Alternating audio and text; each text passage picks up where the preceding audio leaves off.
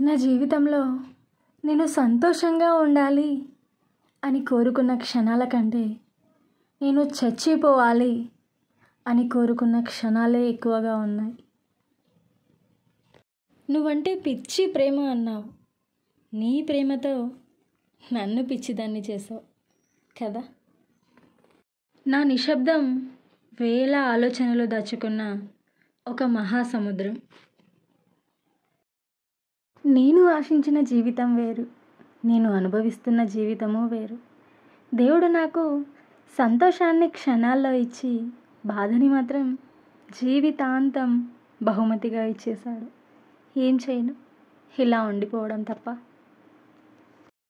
నిన్ను కాదనుకొని వదిలి వెళ్ళలేను, నువ్వు కావాలని నీ చెంతకు రాలేను. ఏంటో నా జీవితం ఇలా మధ్యలోనే ఆగిపోతుంది అని అనుకోలేదు. నీకు నోరుంది కదా అని నేను బాధపడే విధంగా మాట్లాడకు. ఒక్కసారి దూరం అయితే తెలుస్తుంది నా విలువ నీకు. అర్థమైందనుకుంటా. ఇక నుండైనా కాస్త ప్రేమగా ఉండలేవా? కొన్నిసార్లు నేను ఒంటరిగా ఉండడమే మంచిదేమో అని అనిపిస్తుంది. ఎందుకంటే ఎవరి మాటలకు నేను బాధపడాల్సిన అవసరం లేదు. నా కారణంగా ఎవరూ బాధపడనక్కర్లేదు. అంతే కదా, చెప్పండి. నా మనసు పడే బాధ నాకు తప్ప ఇంకెవరికీ అర్థం కాదు. నా జీవితంలో నాకు ఎవరు తోడుగా ఉన్నా లేకున్నా నా బాధ, నా కన్నీళ్ళు నాకు ఎప్పుడూ తోడుగానే ఉన్నాయి. ఇవి చాలావా చెప్పండి.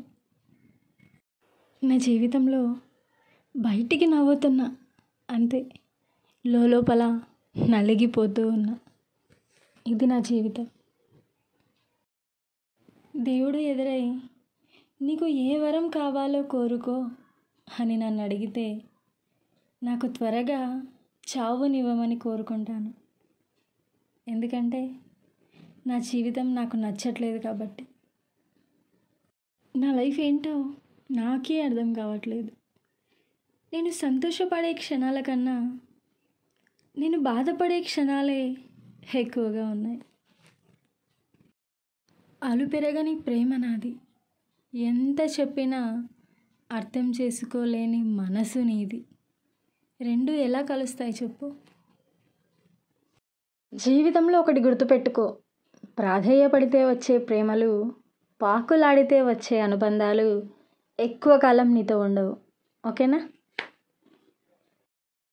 జీవితంలో ఏదైనా సరే ఇవ్వడం మాత్రమే నీ చేతుల్లో ఉంటుంది. తిరిగి పొందడం అనేది నీ చేతిలో ఉండదు.